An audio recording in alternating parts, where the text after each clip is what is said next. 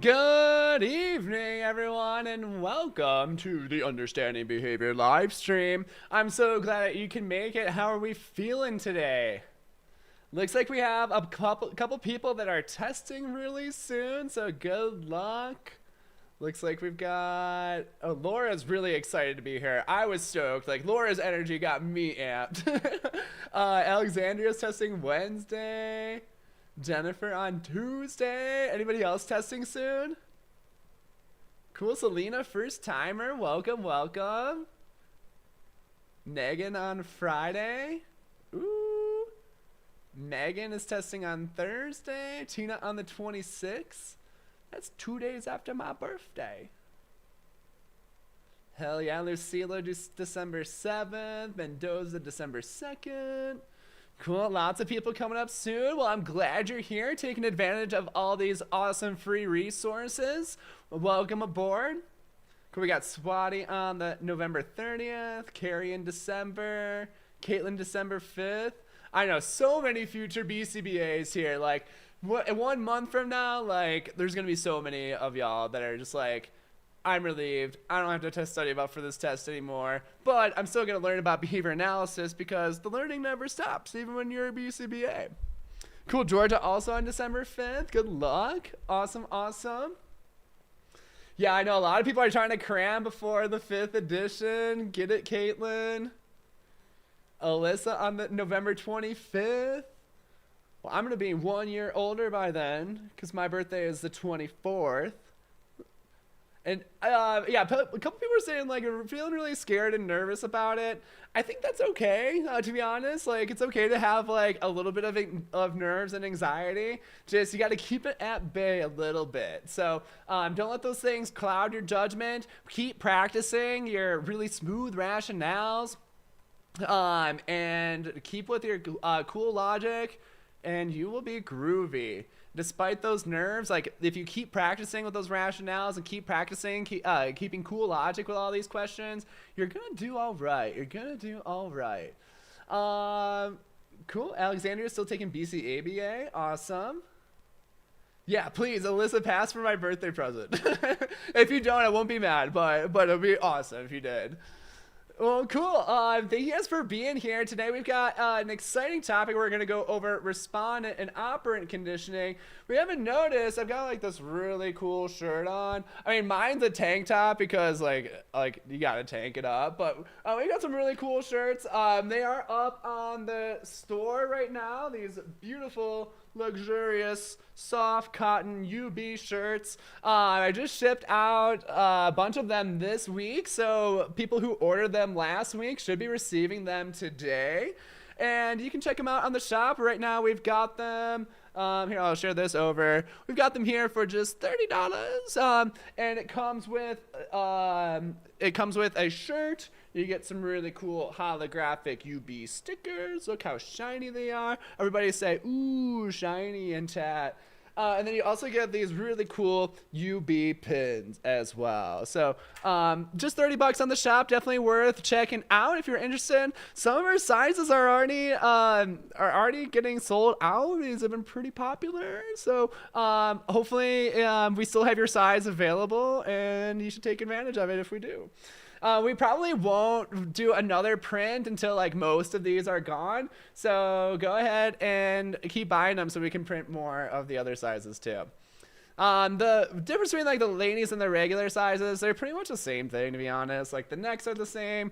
The regular ones are just like a little bit bigger and like a little bit less shaped, but they're just pretty cool.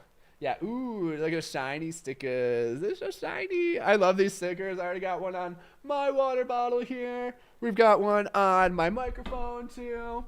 We're just decking everything out with it. So yeah, Jennifer's coming tomorrow. Awesome, awesome, awesome. But yeah, if we don't have, like, I know the lady sizes, we didn't print a whole lot of these. But if you get the regular ones, like they're honestly gonna be like pretty much the same thing. So don't worry about that too much. All right, so for today, we are going over respondent and operant conditioning. And yeah, let's just kind of hop right into it. I'm glad you guys are here taking advantage of this awesome free resource. If you don't know me, my name is Nick, and I've been a BCBA for Oh, how long now? 7.5 years. And for most of those years, I've been teaching test prep to students just like you. And I've helped thousands of students get their BCBA fancy letters after their name. So hopefully you'll be next. If you keep hanging out with me, I'm sure it will happen soon. All right. Well, let's get into our topic. So let's talk about the respondent operant conditioning. These are kind of like the fundamentals of everything. Like all behavior is either respondent behavior or operant behavior. Like it encompasses everything. But let's go over like what even is a behavior, because I think like we forget this definition sometimes. This is a definition I really like. This is the one that I learned initially. So behavior is a muscular, glandular, or neuroelectrical activity. I like this definition. Some people will also just do it as like any action of an organism. I think that's fine. Just kind of hits it a little differently. So let's think about like each of these categories. A muscular behavior is like moving your muscles and moving your body around. Glandular behavior. Can anybody give me an example of a glandular behavior? Well, a little bit less common here. Anybody got an example of that? There's a lot of glandular behaviors. What do you guys think? I know, probably haven't been asked this before. Yeah, Alexandria, that's a great one. Sweating. Yeah, totally cool. Take a guess here if you don't know. But yeah, sweating is a glandular behavior for sure. Yeah, cool. Laura and Jessica are on that one. Like salivating, absolutely. So we have our salivation glands. So whenever you like smell something yummy, like those activate and that behavior occurs. Yeah, crying, that would be a glandular behavior. Absolutely, like the production of tears. Absolutely. Yeah, gagging. Gagging? I don't know, actually. That one's kind of on the fence. It's definitely a behavior. I'm not sure which category it goes under. Swallowing, I think that's more of a muscular behavior. So think about like you have throat muscles. Kind of weird to think about like your throat is just like muscles and we're like sending food down our throat and into our esophagus and stuff. Bleeding, I wouldn't say bleeding is a behavior. Like, can a dead man bleed? Yeah, a dead man can bleed. So I wouldn't say bleeding is a behavior. That's an interesting one though. I guess it depends like how long they're dead too. But yeah, really good examples here. So yeah, like sweating, salivating, those are good examples. Think about like any like hormonal release as well. So if you think about like adrenaline secretion, or if we're thinking about like estrogen production or testosterone production, all of those are glandular behaviors as well. Very cool. And then neuroelectrical activity. This is like thinking. This is like brain activity and like activity of your neurons. I know we're not gonna get like too deep into these, but it's like essentially just like behavior of your nerves interacting with each other. And yeah, these do count as behavior because a dead man can't do it.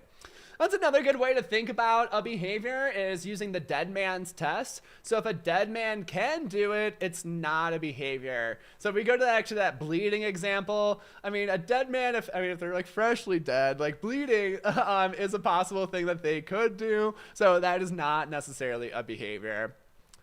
Cool.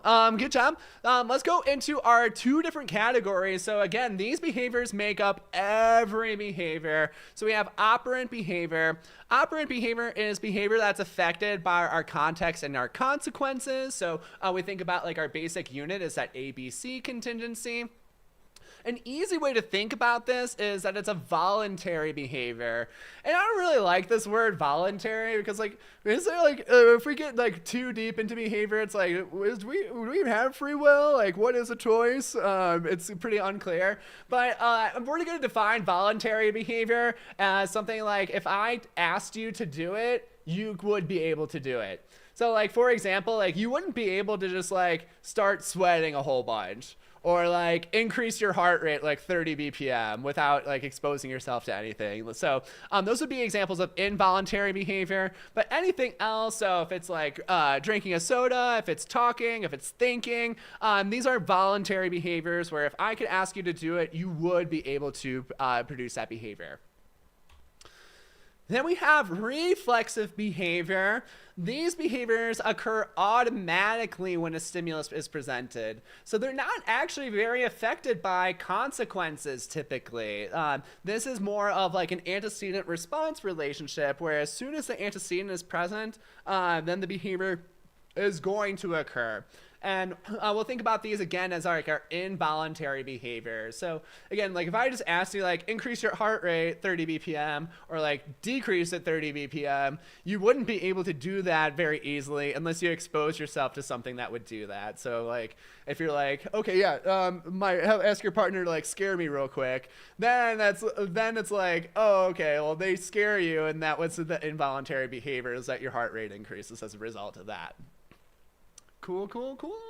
I'm looking at our like counter on the video. It's a little low right now. So great way to support the channel. Just smash that like button real quick. It helps get this video out to more people. Somebody just unliked the video, so apparently they did not like that. But boo-hoo on them. We got to support the channel. We're providing free stuff. Come on. Thank you. We're getting way up there now. Awesome. Let's talk about this word conditioning now. If you're gonna like rephrase this word conditioning as one other word, what might you put in there? Like, what's like an easy way to think about this word conditioning?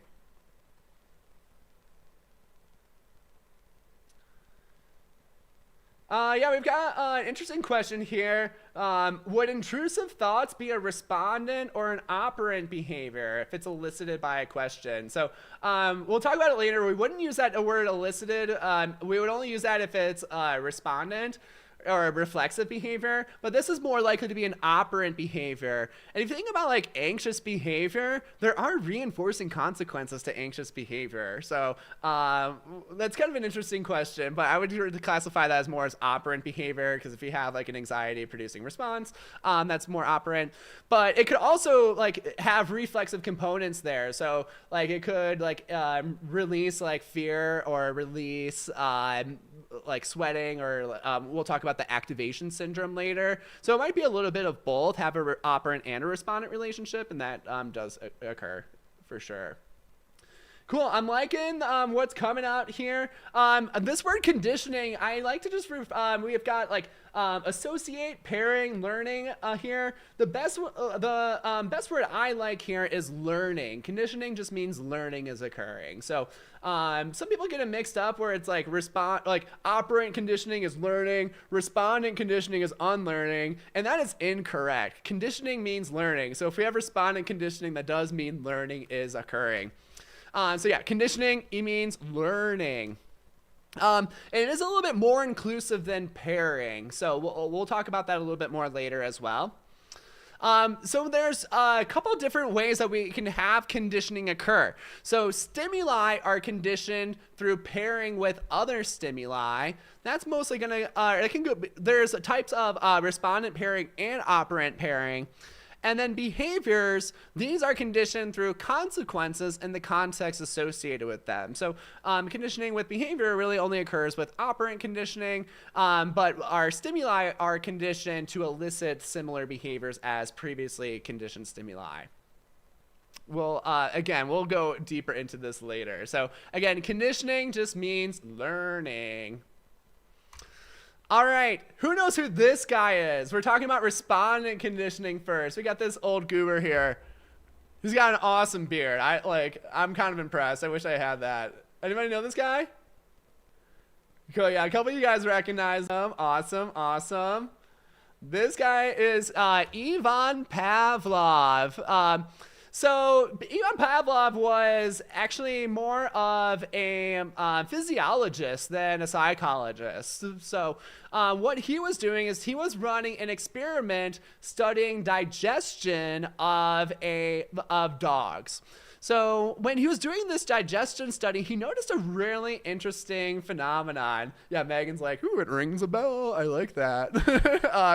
So here's the phenomenon that he discovered is that his dogs were salivating when he rang a bell before dinner time. And so he was collecting like data on how much saliva the dogs were producing.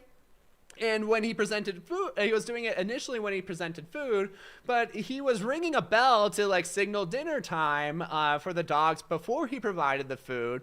And his interesting thing that he noticed is that the dogs were salivating before he even presented the food. They started salivating as soon as he rang the bell. And he's like, oh, that's kind of interesting. That's super weird. So he actually kind of like just abandoned his digestion study of what he was initially doing. He's like, let's study this instead. And this actually it really embodies one of my favorite Skinner quotes. The quote is, when you stumble upon something interesting, you should stop everything and study it. And that's exactly what Pavlov did. And honestly, it's one of the biggest breakthroughs in psychology like since the field started. So I really like the Skinner quote. Hold on to it if you dig it too. So when you stumble upon something interesting, stop everything and study it. I love it. I love it. I love it. Skinner is awesome. So let's go through what respondent conditioning is all about. I've got a really fancy diagram here that I think is really helpful. So feel free to screenshot this. I think I've noticed that, I've said like the past few times that we've done this, that I'd post this on Instagram and I keep forgetting. So bother me later if I don't post this on our Instagram later. But yeah, really cool diagram here. So a lot of terms that we need to be familiar with. So let's go through these terms. First of all, we have a neutral stimulus. A neutral stimulus is a stimulus that doesn't have any eliciting power. So it's got no power, it doesn't cause any response to occur. Now we have our unconditioned stimulus. This is a stimulus that elicits an unconditioned response. When we're talking about respondent conditioning, we're always going to use this word elicits instead of evokes. So respondent stimuli elicit behavior. I would just like, I would encourage you to just put that into chat and just kind of like burn it into your brain, get those repetitions.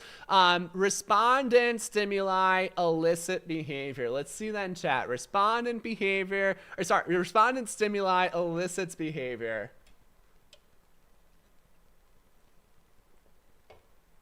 Anybody want to take me up on that? Get that practice? Cool, I'm liking it. Yeah, some similar versions there. Awesome, awesome, awesome. And if you are new here or new to my instruction, I'm really big on practicing learning. If you're just listening, the learning isn't going to stick as hard as it will if you're actually practicing and engaging in it. So I always encourage that during these streams. Be as active as possible. That's how you're going to get the most out of these sessions. Cool, I see lots of people taking me up on that. Excellent. We've got some people serious about learning here. So yes, respondent stimuli elicit behavior. Good, good, good, good, good. Burn it in. All right, let's talk about our next thing. We have our unconditioned response.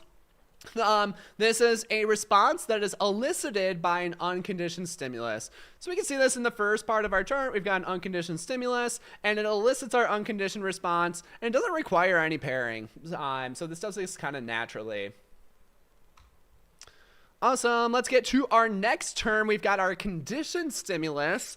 This is a stimulus that elicits a conditioned response due to pairing with an unconditioned stimulus. So the neutral stimulus is paired with an unconditioned stimulus that converts this neutral stimulus into a conditioned stimulus, and now our conditioned stimulus elicits our conditioned response. All right, now before I even reveal it, we've got lots of hints here. Can anybody come up with the definition for our conditioned response? I'll give you a clue. It's kind of similar to our unconditioned response. Let's see if we can put some pieces together here. So before I even reveal it again, let's see a definition for a conditioned response using the clues that you already have with our definitions here. Yeah, Alexandria is killing it. Good. Good. Yeah, Liv, that looks great.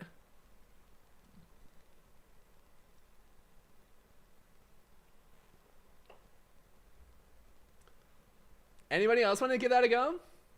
Yeah, Carrie's on it. Selena's on it. Natalia's on it. Lexi's on it. Good. My dog's name is Lexi too, so I don't like see it if she was responding to that. All right, yeah, looking good, looking good. Tina, I love that. All right, so yeah, here's our definition. It's a response that's elicited by, that's actually wrong. It should be say RCS here. Yeah, right on the right track though. Everybody's looking groovy here. So again, condition response elicited by the conditioned stimulus. Very nice. Good problem solving there. Again, we're using this word elicit. This means that it causes the response. And again, we're only going to be using this with our respondent stimuli. So we'll, if we have an operant stimulus, we would always use the word evokes, and we would never use this word elicit. So if we're talking about like an SD, it would evoke behavior. An SD does not elicit behavior. All right. So we've got... I'm sure you guys are familiar with Pavlov's example. So what we're going to do is we're going to go line by line and insert the different stimuli and responses into these. So let's first go with our first line. We have our US elicits our UR. All of these boxes are going to be one of these three things. So what I want you to do is replace the terms US and UR with what is actually occurring within Pavlov's example. So first line here, let's give that a go. Our US elicits our UR. What do we replace as our US? And then put that word elicits and then our UR there.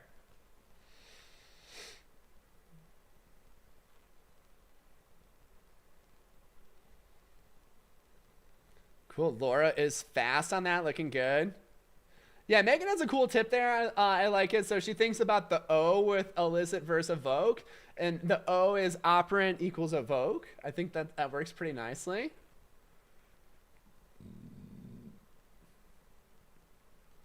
Cool. Yeah, Latoya, that looks good. Megan, that looks good. Yeah, Alyssa, I like that. Lizzie looks good.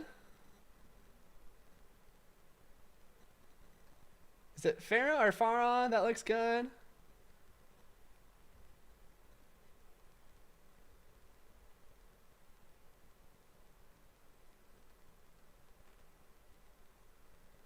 Awesome.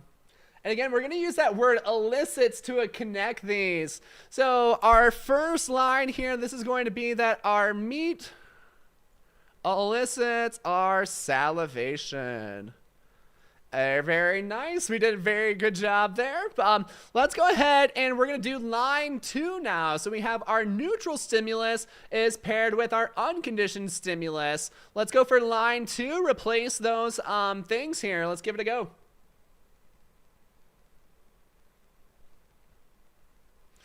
And I want you to use these connector words in here as well, because I think it gives you a more fuller understanding of what is actually going on. So don't just give me the two terms, and connect the two terms to complete the whole phrase. Yeah, I'm liking this. Carrie did a great job there. Laura's killing it. Yeah, Lexi's killing it. Awesome. Nice, Lizzie. Yeah, Alexandria looks good. Selena looks good. Marquezian looks good. Good. Yeah, Farah looks good. Awesome, awesome, awesome. Looking really solid here, crew. So yeah, what we're gonna do here is that our bell is the neutral stimulus. So that has no eliciting power to start off with. And now that bell is paired with our meat powder. Very nice, very nice. Looking really good. Oh, nice. Amber just got her UB swagging today. Are we twinsies today? Are we twinning? That would be awesome. All right, looking good here, crew. Let's go ahead and move down to line 3 now. So now we have our our NS becomes our CS. So this one is actually kind of weird. We'll skip this one. So our essentially the bell becomes a powerful bell. We'll say bell. Yeah, that doesn't show up well. Bell with power. If I had more space, I'd make that all caps and big, but All right, so yeah, line 3, like our bell gains that power of the conditioned stimulus now. Let's go to our 4th line now. So we have our CS elicits our CR. Let's get that in chat. Remember to use this word elicits to connect the 2 terms as well. Yeah, nice. Y'all are on that now. Latoya, looking good. Yeah, so again, the neutral stimulus is essentially a stimulus without eliciting power. So, yeah, they're just not gonna salivate to it. Excellent. I see like 100% of people that are using our full phrase here. Looking really good.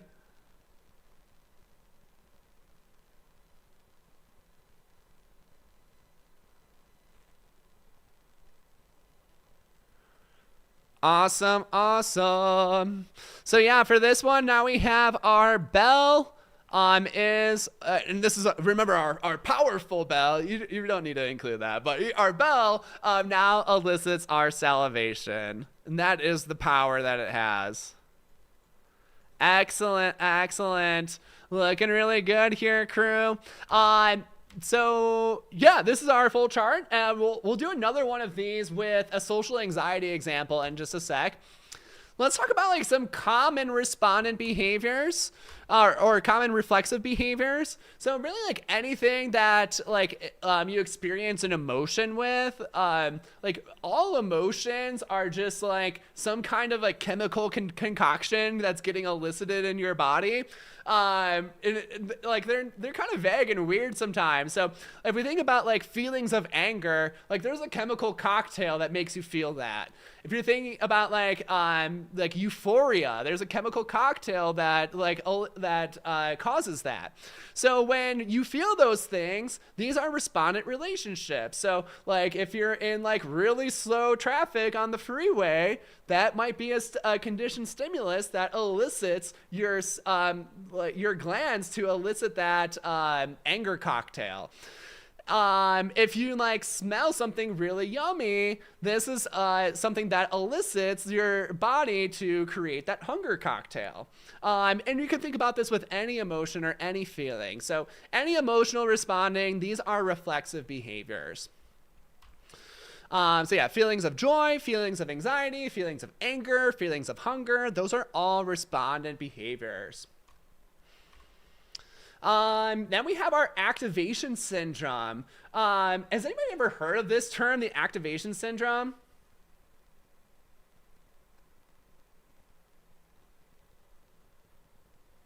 Anybody know what that is?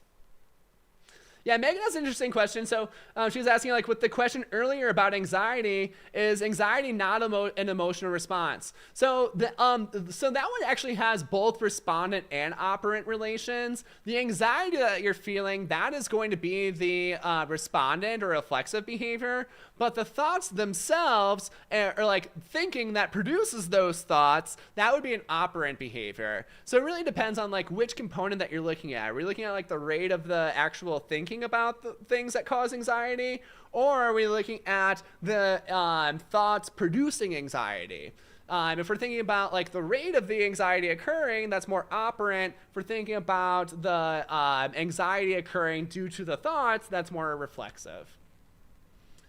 Okay, cool. Yeah, unfamiliar term. Awesome. Yeah, okay, so Lena's got it. Awesome. Yeah, our activation syndrome is essentially our fight or flight response. This is a mixture of a lot of different respondent behaviors. So here's just like a couple things that it includes. So it includes our increased heart rate. It includes adrenaline secretion, so that glandular secretion, sweating, another glandular secretion, and a few other different things. Cool. Let me catch up on chat. Looks like we've got a few more questions. Farah's asking, while driving, if there's a car in the blind spot and you felt almost close to crash, that's our heart racing. So yeah, that would be like a reflexive behavior. It could also be an operant behavior where it's like you swerve to avoid that. So a lot, actually, for most behavior does have both a respondent and an operant component. We usually just focus on the operant components, but behavior analysis in general is starting to become more inclusive in studying the respondent components too, because they are pretty important. And I think that we as behavior analysts as a whole has kind of neglected respondent behavior a little too much. So yeah, there's usually going to be both a respondent and an operant component. It really just depends like what part of the contingency or like what part of the behavior that you're analyzing. Cool. We got another question here. Kristen's asking, like, is it like when you start taking antidepressants and you get more symptoms from that? So yeah, like think about like if you're taking like a pill or an antidepressant, that is a stimulus, an unconditioned stimulus that causes specific chemical changes in your body. So that would be a respondent interaction. But actually taking the pill that causes those interactions, that's an operant behavior. So again, we have that operant and respondent mix here. Good question, good question. So yeah, our activation syndrome is a really common respondent behavior that we'll analyze. And we'll do that in this example. So what we're going to do now is we're going to do a similar chart that we did for Pavlov's example, but we're going to do it for social anxiety because I'm sure everybody at some point in their life has experienced social anxiety, and I think it's important to understand. So let's go ahead and do it. So when we have social anxiety, when we are like social situations don't normally produce anxiety, but they sometimes can get paired with rejection or awkward situations, and this can cause that activation syndrome to occur. So let's go ahead and diagram our whole chart now. So first we're going to look at our US elicits our UR. We're going to do the same thing like we did for Pavlov's example, a little bit trickier now since it's a little bit less familiar. So what is our US here and what's our UR?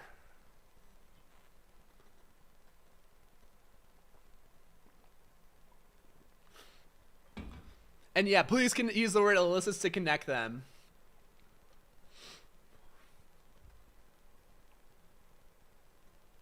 So think about this. This is going to be what occurs without any pairing.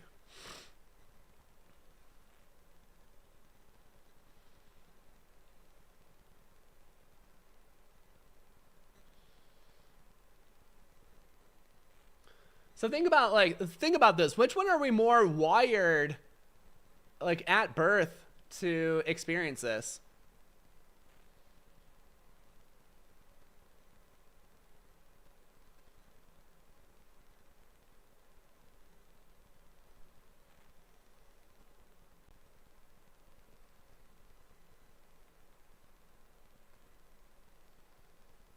Oh, I like it. Michaela is brave and switching the tides here.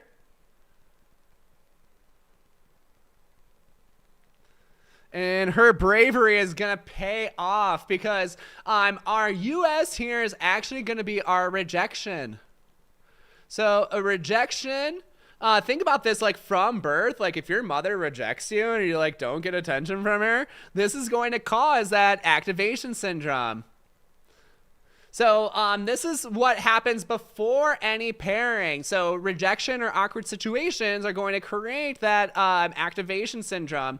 And again, if we think about this, this is present from birth. So like if you are neglected from your mother, that baby is, or if baby is neglected by everybody, that baby is going to experience this fear and in that activation syndrome.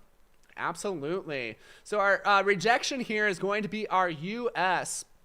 All right, now let's go to line 2 here. We have our NS is paired with our US. Let's go ahead and give that a go. Yeah, huge shout out to Michaela, was super brave, switching the tides, switching the group thing here. That takes some bravery, so extra cool points for that. Again, activation syndrome, that is like our fight or flight response.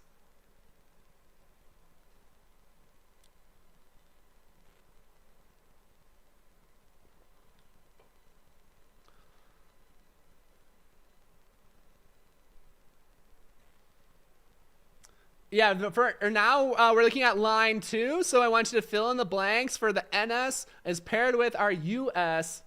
Get that whole phrase in there. Yeah, like where the answers are going now, looking really good.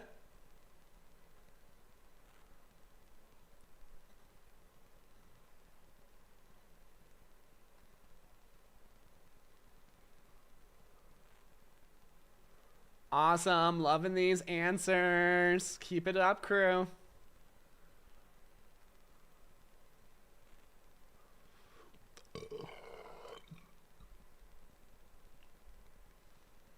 All right. So this one is going to be that this is going to be our social situations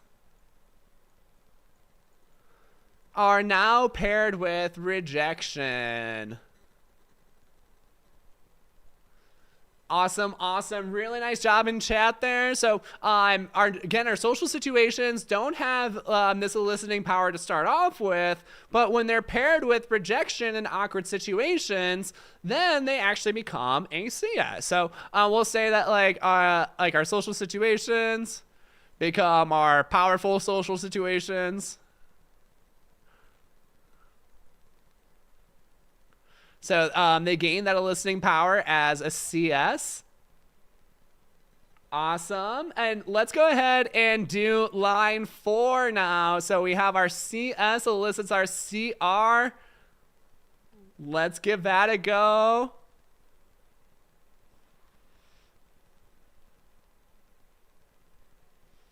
Cool, cool, cool. Looking good in chat. Nice job, Megan. Good, Farah. Good, Alyssa. There you go, Karen.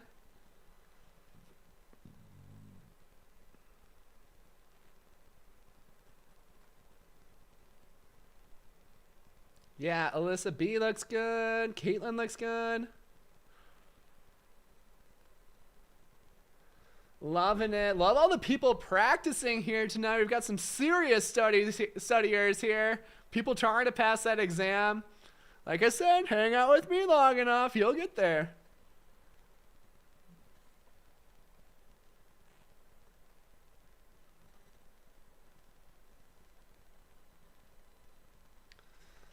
All right, loving this. Let's go ahead and put our labels in. So for our CS, this is, again, that social situation has become a conditioned stimulus, and now this elicits that activation syndrome. And again, that activation syndrome is like our fight or flight response. So it's like that hodgepodge of symptoms. We have increased heart rate, we've got increased sweating, we've got adrenaline secretion, and all that fun jazz. Cool, cool, cool. So yeah, essentially like the activation syndrome is like an AKA term for the fight or flight response. And like I would be familiar with that term. Like I would not be surprised if you saw the term activation syndrome on your actual BCBA exam. So be familiar with that term and know that it is a respondent behavior. Good. All right, looking good here. Any more questions on this one? Cool. Yeah, we seeing some light bulbs in chat. So yeah, Lucille's asking like, is this like a cycle? I mean, like kinda. It's not really a cycle. It's kind of just like a thing that happens. Like social situations get paired with rejection, and now the social situation like elicits that activation syndrome. It's not really a cycle. It's more just like something that happens. We have a question. What is the difference between the NS and the CS here? So when the social situation is not paired with rejection, then it doesn't elicit the activation syndrome. When it is paired with rejection, now it gains that power of eliciting the activation syndrome. So essentially like the difference here, it's the same stimulus, but the difference is it's neutral pre-pairing, and post-pairing it becomes conditioned stimulus. So it gains that eliciting power. Yeah, good question. So yeah, that's why we have like this one. It's like this causes the social situation to become that social situation with our power. All right, looks good. Let's go over respondent extinction. So respondent extinction is how our conditioned stimuli will lose their eliciting power. So here is our process. We're going to repeatedly present the CS without the US, which causes the CS to lose its eliciting power. So let's go over it. If we're doing respondent extinction with Pavlov's example, what are we doing? What do we like? What would that process look like? Just you can kind of just use this definition as a framework, but I'm trying to piece it together. Like, what would we actually be doing if in Pavlov's situation to make the CS lose its power? And this is gonna have to get you to recall what our CS is. I want more than just unpairing. I want you to say, what are we repeatedly presenting without presenting what?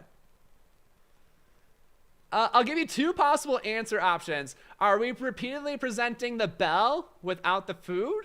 Or are we repeatedly presenting the food without the bell? Those are your two answer options. So again, it's either present the bell without the food or present the food without the bell. Which one do we do here?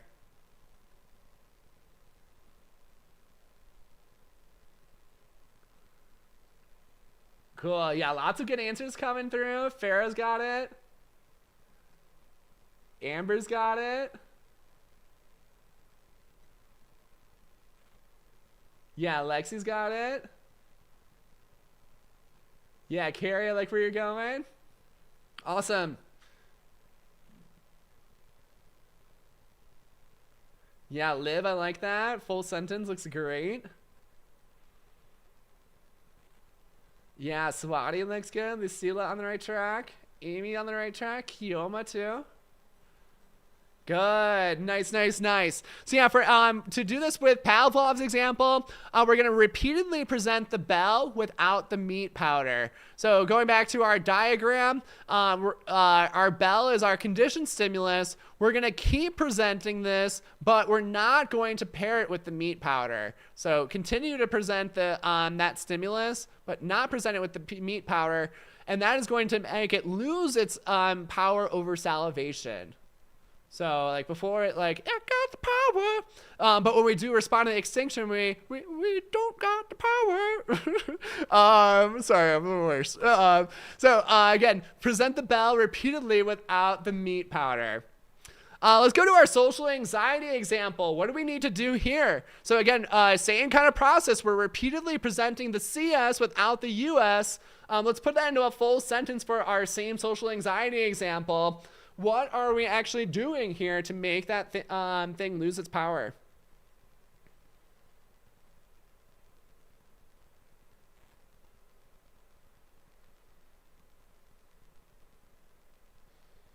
Yeah, Liv, I like where you're going with that.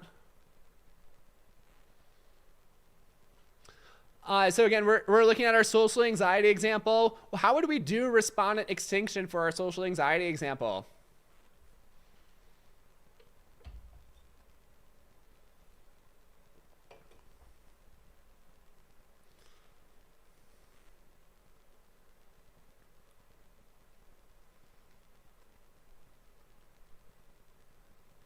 Megan, you're close. Yeah, Ashley, I like where you're going. Michaela looks good. Yeah, this one's trickier. That's why we have the Pavlov and then like the trickier example, because it's important to extend like what we learned from Pavlov to real situations that happen all the time.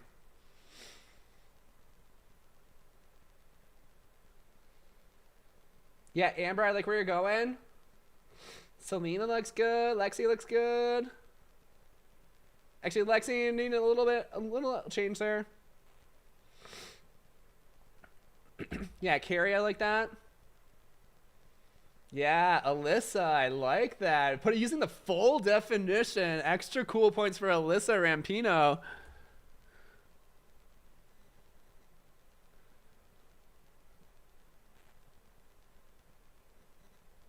Cool. Yeah, Marquezia on the right track. Yeah, Alyssa slugging it. cool. Let's go ahead and review this one. So for our social anxiety example, we're going to continue to expose ourselves to social situations. And if these don't get paired with our rejection or that awkwardness, then it's going to lose its eliciting power over anxiety. Just a quick tip, I think like it's really overlooked quite a bit, but like the easiest way to combat anxiety is like forcing yourself through anxiety eliciting situations. So if you're a person who gets socially anxious, if you want to cure that, you just got to keep exposing yourself to social situations and learn how to navigate them a little bit better over time. But the way to keep your anxiety is to continue avoiding those things, because the only way to unpair them is to actually experience the thing that elicits that anxiety and get out of there. This is a little bit different than desensitization. I think that's actually our next slide that we'll talk about. So respondent extinction is that we're unpairing these two stimuli. Yeah, like Nike, just do it. I like it. Awesome. So that's respondent extinction. We'll compare this to habituation, a little bit different, but kind of similar. This is when repeated exposures to eliciting stimuli weaken the reflexive behavior that it elicits. So again, kind of relates to that same kind of relationship for like curing your social anxiety. We can have a combination of these two things occur. So we can unpair social situations from rejection, and also the more that we're exposed to social situations, whether they're paired with rejection or not, you can actually habituate to them. And what that does is it weakens the reflexive behavior that it elicits. So, this is what we call habituation. And habituation, again, is when we're repeatedly exposed to the eliciting stimulus, it's going to weaken how big an effect it's going to have on that behavior. So we might be having like 10 out of 10 social anxiety situation, but if the more that we keep exposing ourselves to social situations, that might just slowly decrease down to a 9 or an 8 or a 7 or 6 or as low as what actually happens. It's hard to actually say, but as low as what actually happens, and there's ways to enhance that too. So this is habituation. Again, repeated exposures to our eliciting stimuli weaken the reflexive behavior that it elicits. This can actually occur for conditioned stimuli and unconditioned stimuli as well. So habituation can happen for a conditioned or unconditioned stimuli. Respondent extinction can only happen to conditioned stimuli because those are getting unpaired here. Cool. Yeah, catching up in chat. We got some questions. Yeah, this is habituation is the best term for this. Adaptation's okay. It's just a little bit less specific. Farah is saying having fire drills monthly so students get used to the aversive sound. I don't know if a monthly would do that enough. Like we would need lots of exposures. I don't know if monthly would do that enough. We're talking about it. Yeah, Caitlin's mentioning like exposure therapy. This is part of exposure therapy, but it's definitely not all inclusive. Like usually with exposure therapy, we want to do like gradually introduce the fear eliciting stimuli. We also want to like really create a comfortable setting for them. So it's similar, like uses the principle, but it like exposure therapy is a much more fine-tuned procedure than just the habituation. Yeah, this is like hearing balloons pop at a party. At first you jump a lot, but the more you hear it, the less you respond to it. Yeah, absolutely. I was at COABA conference this past weekend, and they were doing like gift basket giveaways. I actually won one. It was pretty awesome. But whenever they did the gift basket giveaway, they would shoot off like a party thing. Like, I don't know. It's like a cannon that like shoots out confetti. It was like super loud. Like none of the times I was really expecting it, but it happened like 8 times. And by like the 5th one, I'm like, oh, okay, I'm not really reacting to that. So that would be a good example of habituation, where it's like we had a lot of exposures within a short period of time. So I'm just like, I'm kind of used to it. I'm like not as jumpy to it, but like we would count like a loud sound as an unconditioned stimulus that causes like that startle behavior. So absolutely that would be a good example of habituation. Yeah, we got another example. Moving into town from the country, and the train now doesn't freak out the dogs out after hearing it every day. Yeah, that'd be like habituation, for sure. No, unpairing of the CS, that's respondent extinction. Yeah, unpairing of a CS, that's respondent extinction. When we have habituation, this could be a CS or a US. It's just that you're kind of getting used to it. All right, we're going to move on from respondent conditioning. Does anybody have any more examples or things they want to discuss before we get into the operant? Liv saying she took her newborn daughter to her first basketball game last night. She was startled by the sound of a ball bouncing. Yeah, so that might, it might just be something you want to do like habituation for. Atia's asking, can this apply to feeling increased anxiety due to seeing the time while taking the exam? So the more that I expose myself to time mocks will reduce those feelings? Yeah, absolutely. I think that might be like a conditioned stimulus, but I think it that's a good reason to take a lot of mock exams, so you're habituated to that timer running. Like, I hate timers. I know there's like a couple video games that like time my progress, and I'm like, no, just don't do that. And I just like don't play those games because like, fuck that. But yeah, that is a great strategy to habituate to that. Just keep exposing yourself to it so it becomes less like anxiety producing. Also, you'll get better at managing your time, so hopefully you'll have more time than you did towards the end of the exam with more practice as well.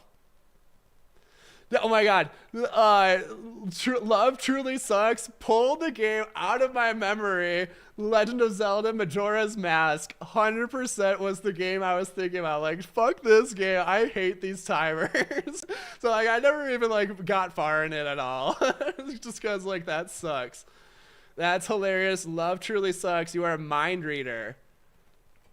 Or we just grew up in the same era and played the same video games. I don't know. Probably the latter. All right. We're going to move on to our operant conditioning. Yeah, adaptation and habituation, they're pretty much the same thing. Cool. All right, let's talk about operant conditioning. Yeah, Farah knows who this guy is. Who's this guy? Who's this guy? He's also featured on our shirts. UB shirts are available on the Understanding Behavior shop. Here, you can get an awesome shirt with this man on it. That's our homeboy Skinner. Burhis Friedrich, our man. All right, so yeah, this is BF Skinner. We're talking about operant conditioning. Operant conditioning was actually first noted by Watson, but Skinner was really the person to like run with this concept and see it everywhere and apply it everywhere. But Watson was actually the first individual to note that like behavior increases when it's followed by reinforcing consequences, and it decreases when it's presided by our punishing consequences. Yeah, that skinny dude that started that shit. Hell yeah. So the main term that goes along with operant conditioning is the law of effect. You may or may not be familiar with this term, but is anybody familiar with it? And if you are, can you provide me like a rough definition? If you've been to my streams, you might have heard this term before, but maybe not. Law of effect. Anybody know this one? If you haven't heard about it, I would like to know that too, just because I think it's a really important term.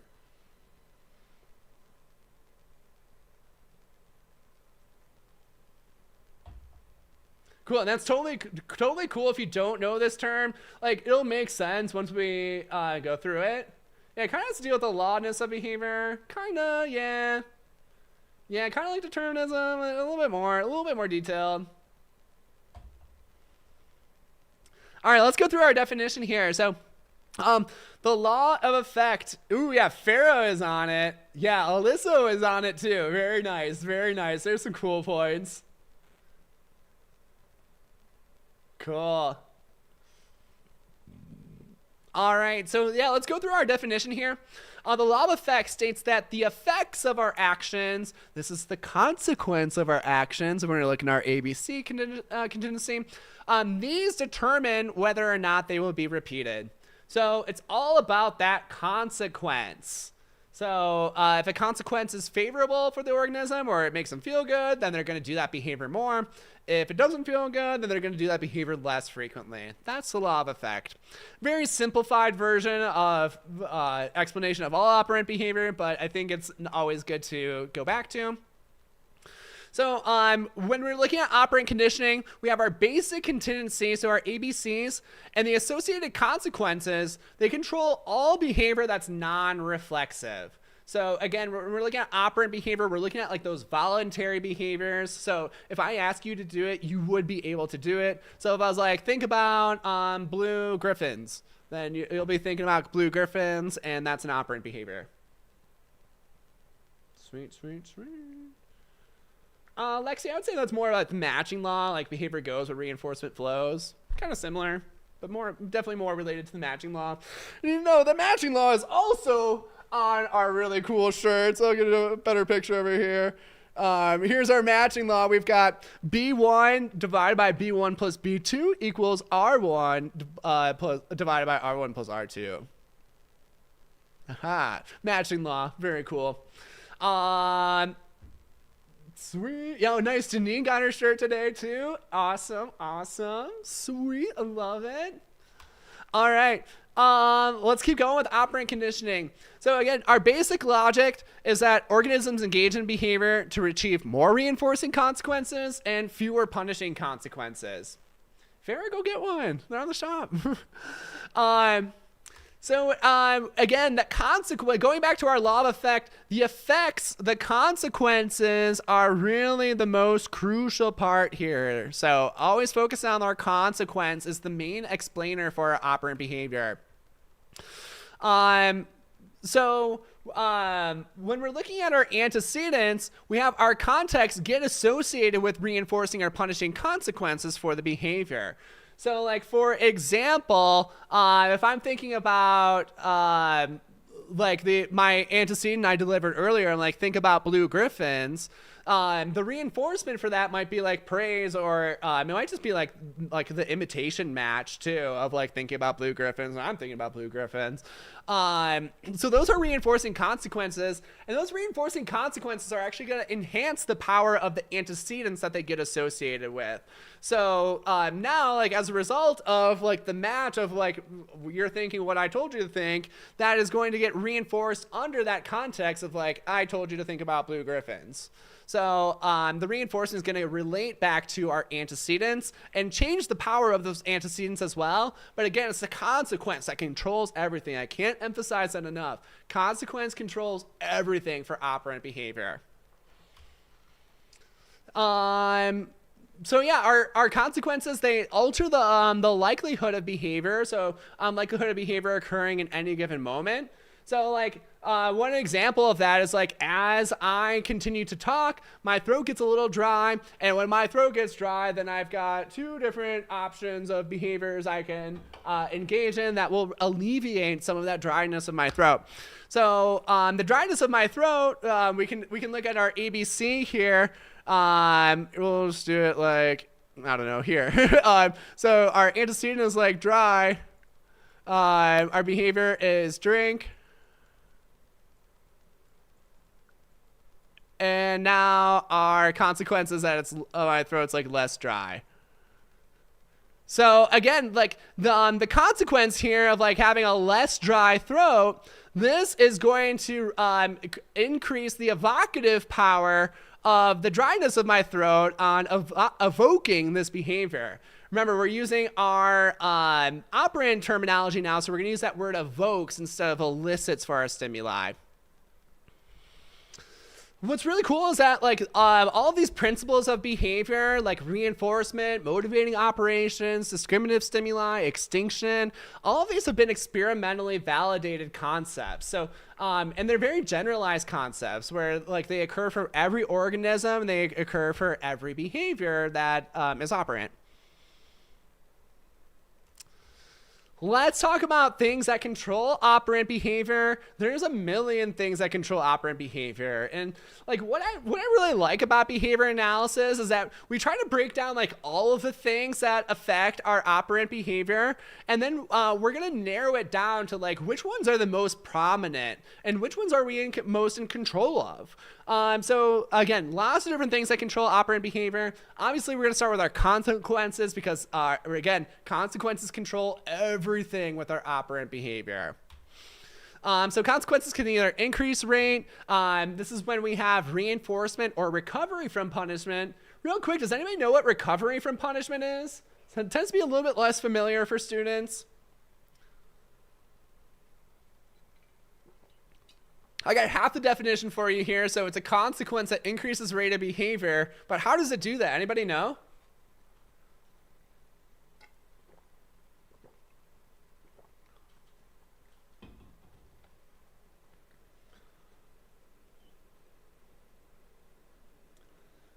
Close. It's not necessarily an extinguished behavior. Anybody want to give this one a go? Recovery from punishment? Again, tends to be a little bit less familiar. Totally cool if you're not familiar with it. So again, reinforcement is a consequence that increases behavior. Recovery from punishment is also a consequence that increases behavior. This is because the behavior is no longer being punished. So, for example, like if you drive drunk and then you don't get into a car crash, this could increase the rate of driving drunk because it's no longer being punished. So this is different than spontaneous recovery. It's different than resurgence. It has nothing to do with extinction, essentially. Decrease rate. So our consequence of decrease rate, we have punishment and extinction. So when behavior results in shitty things or removal of our cool stuff, it'll get punished. If it's no longer reinforced, then it's extinguished and will also decrease. Schedules of reinforcement and punishment are also really important. So this is like how often the behavior is punished or reinforced. Schedules get really complex when you dive into them. We did schedules, I think, last week, but even then, we only did like a rudimentary cover of them. If you look at like JAB, which is the Journal for Experimental Analysis of Behavior, that's all they really do is study schedules of reinforcement and punishment. And like, there's some crazy findings, and they do some crazy manipulations in that journal.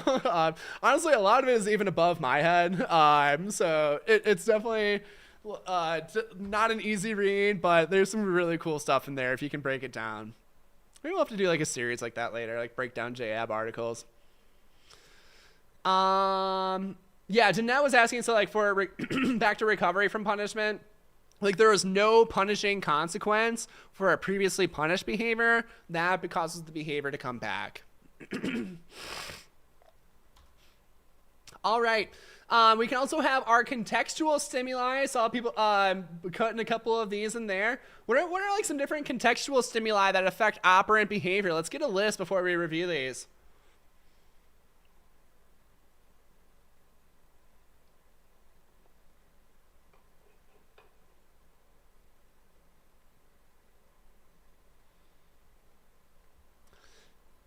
Contextual stimuli could also be noted as like antecedents. Yeah, Farrah's asking like another example of recovery from punishment. So again, I'll just put a definition here. Actually, no, I don't have I'm not on Zoom, so I can't type. But it's essentially like behaviors not being punished, so it increases in rate. So think about like a behavior that's punished. So let's say I'm like cutting tomatoes really carelessly, and I cut my finger. But if I continue to cut tomatoes carelessly, but I don't cut my finger, that could increase that rate of cutting tomatoes carelessly.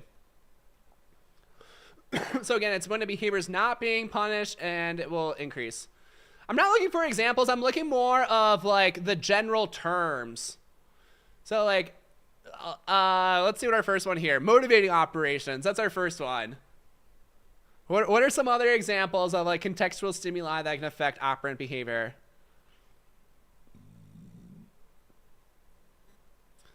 Yeah, so like EOs, AOs, those fall under motivating operations. What else?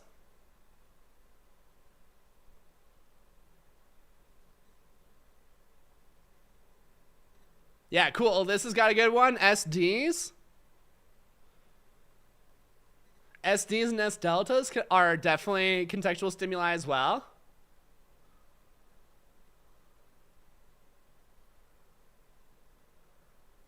Value altering effect, that goes into under motivating operations.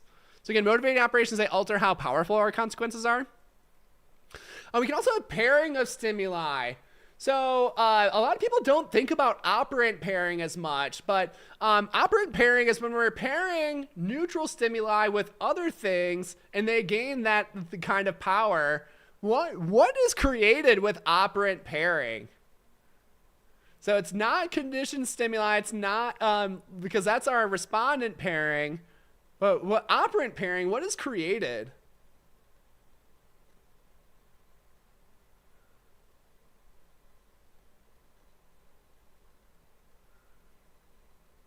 It could be a CMO.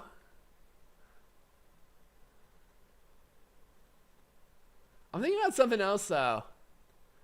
Remember, not a conditioned response. That's gonna be a respondent thing. I'm thinking about something way more prevalent than a CMO. Yeah, Marquesia's got it. Good. So with operant pairing, we create our conditioned reinforcers or conditioned punishers. So conditioned reinforcers or punishers. Cool. Yeah, a lot of people got our SD and S deltas. These will signal the availability of consequences. We have prompts. Prompts make certain behaviors more likely to occur. So they're different than SDs and S deltas. So they have an evocative effect, but they don't do so by signaling availability. Good. And then we also have rules. So rules describe context and consequences for behavior that may alter the rate of behavior. So all of these are things that can affect behavior. I think I might be missing a couple things on our list, but this is definitely like the bulk of what we're looking at in our operant behaviors. All these different things, how they all interact with any particular behavior so we can understand them as best as possible. Get it? Understand behavior. That's what we do here. Oh yeah, one more. We also have our behavioral history. So this is what we've experienced in the past and that affects what we do now. So like all of these things could be within our history. We can have combinations of like different contextual stimuli, the behaviors that cause certain consequences, and then the actual consequences that occur and how frequently they occur. So all of these things together make up your behavioral history, and your behavioral history determines what you're going to do next. If we go back to that law of effect, that's the consequences of our actions determine whether behavior will continue to occur or stop occurring.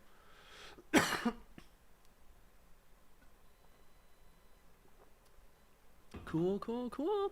Well, looking good, crew. Yeah, lots of things here, and again, what the beauty of behavior analysis is that like with any behavior, there could be tons of these different experiences that kind of pile up, but it's really fun to like break apart each different thing. Do some experiments or some analysis of like which of these are actually most crucial to the behavior, and then we can design our intervention with that knowledge. I like this here. I had this graphic made a long time ago. Like we're just meat machines.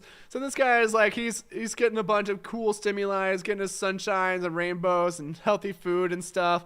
And that's what creates an awesome organism. It's like when you get fed really cool stuff for your behavior, then you're gonna become awesome. But when you're fed not so cool stuff, then you're gonna become a shitty person. No, not a shitty person. I don't know. We'll move on. Let's go through like an example of operant conditioning. I really like to talk about drinking water, just because like I mean we all do it. It's all great. I love it.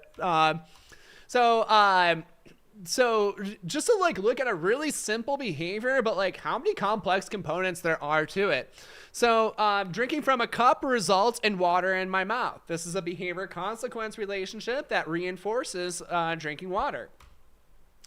When we're talking about this, we always want to refer to past consequences because we don't know what's going to happen in the future. But remember, behavior is determined off of past consequences of behavior. So what we've experienced in the past is going to determine what happens in the future. So it'd be wrong to say Nick drinks to get water in his mouth. We'll say Nick drinks from his cup because it has resulted in water in the past. So past consequences for behavior, that's the explanation of future behavior. Again, it's incorrect to say that Nick drinks to get water. That like, if you're using that, like just get it out of your head. Nick does not drink to get water in his mouth. Nick drinks because this behavior has resulted in water in my mouth in the past. So again, past consequences control future behavior. I see like people getting this messed up in their explanations all the time. If you want to be super technical, it's kind of annoying to speak like this, but this is how you get technical and accurate with your terminology. Cool. Continue with this example. Let's look at extinction. So if this behavior wasn't currently on extinction, what would that look like?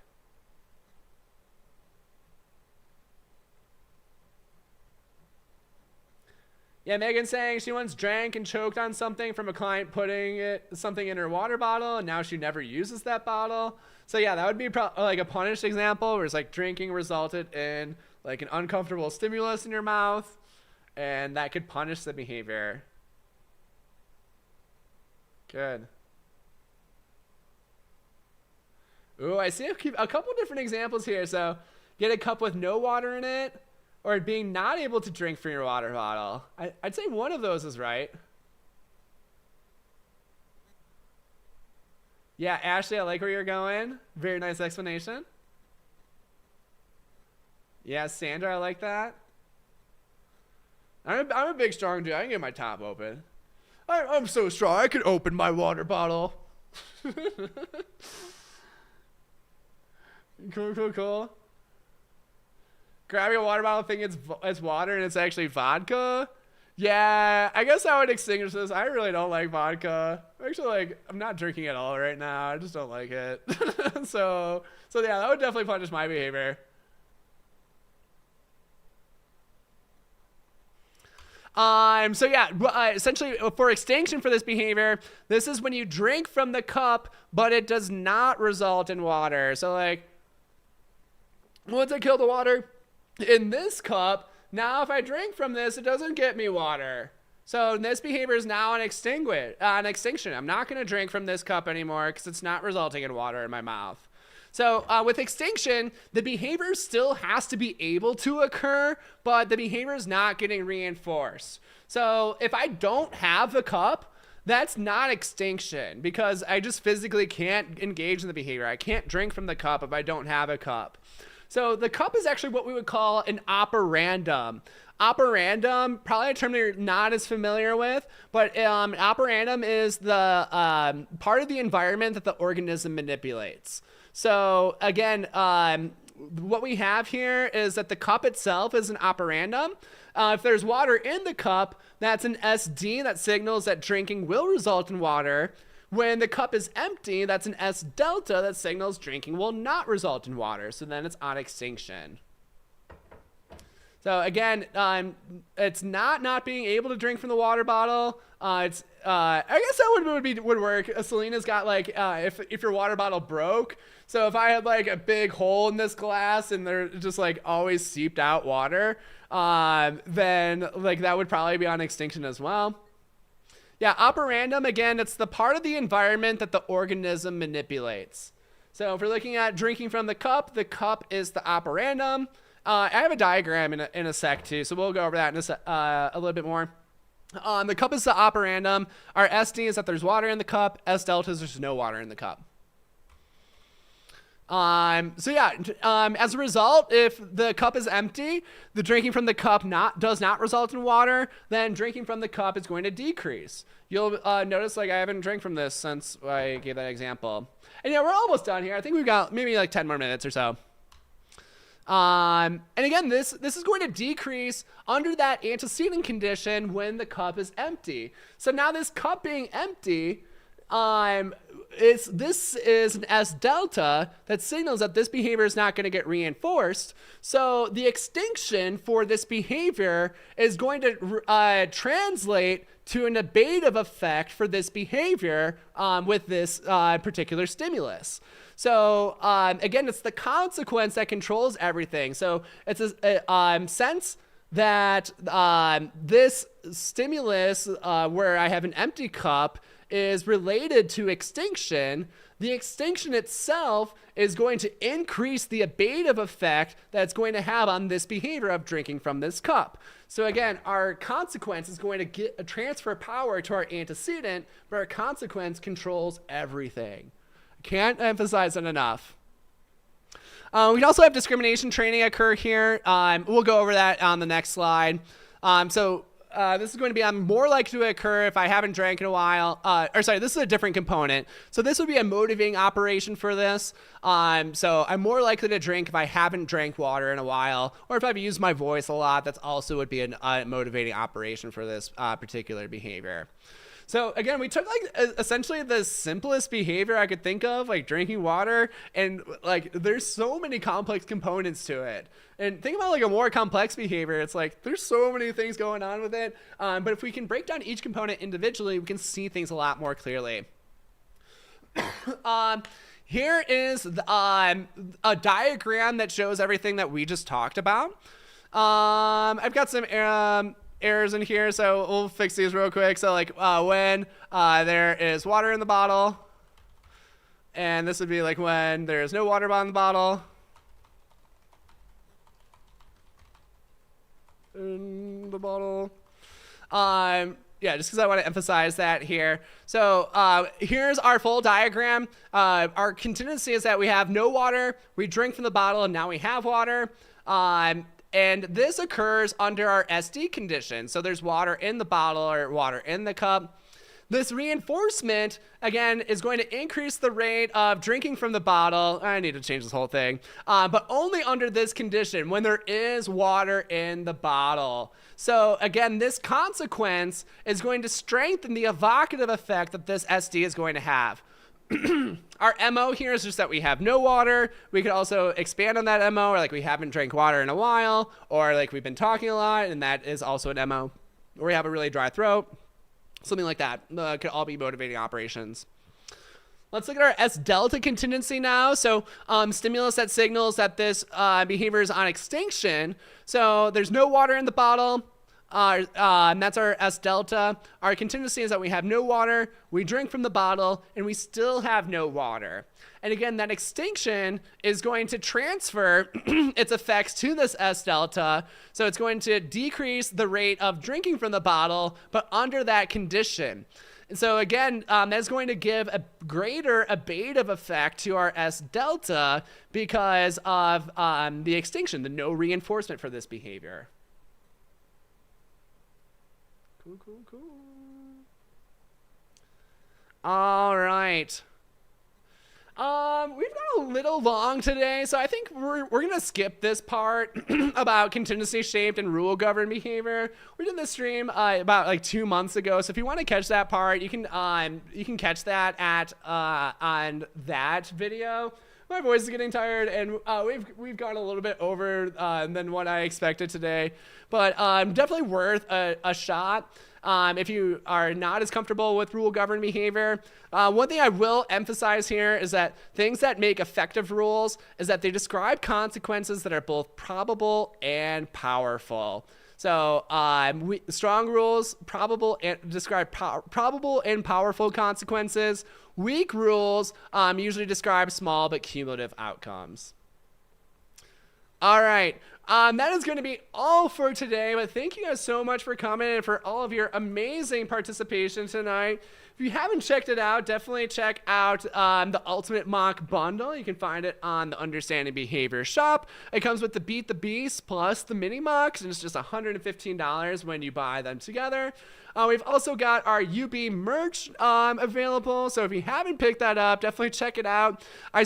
I'll be sending these out every Monday, so if you want to get shipped by next Monday, then make sure that you have purchased before then. Some of our sizes are pretty limited, so definitely buy those before they run out of stock. And thank you so much for coming tonight and for all of your support. Keep telling everybody about Understanding Behavior. It's really the best way to get the word out there that we're doing cool stuff here that's helping people pass the exam. Just tell your friends and tell other people that are studying. And yeah, thank you so much for all of your continued support. I love all of you guys. You are amazing. And next week we'll be back with measurement. So get excited for that. Awesome. The notes from this streams actually do not get sent out. But yeah, you can watch this video immediately after. Awesome. Well, thank you guys so much for coming here. Good luck to everybody testing in the next week. I hope you get some fancy letters after your name in the very near future. I can't talk.